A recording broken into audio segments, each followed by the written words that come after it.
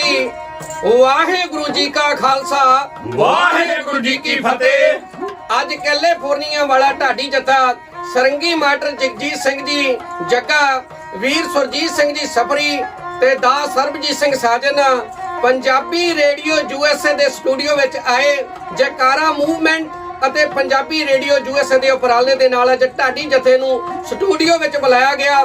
Concept ਕੀ ਹੈ ਕਿ ਜੋ ਅਮਰੀਕਾ ਦੀ ਧਰਤੀ ਉੱਤੇ ਸਾਡੀ ਪੰਜਾਬੀਆਂ ਦੀ ਮਰਦਮਸ਼ੁਮਾਰੀ ਹੋ ਰਹੀ ਹੈ, ਸਿੱਖਾਂ ਦੀ ਮਰਦਮਸ਼ੁਮਾਰੀ ਹੋ ਰਹੀ ਹੈ, ਉਹਦੇ ਵਿੱਚ ਹਰ ਸਿੱਖ ਨੇ, ਹਰ ਪੰਜਾਬੀ ਨੇ ਆਪਣਾ ਨਾਮ ਲਿਖਵਾਉਣਾ ਹੈ।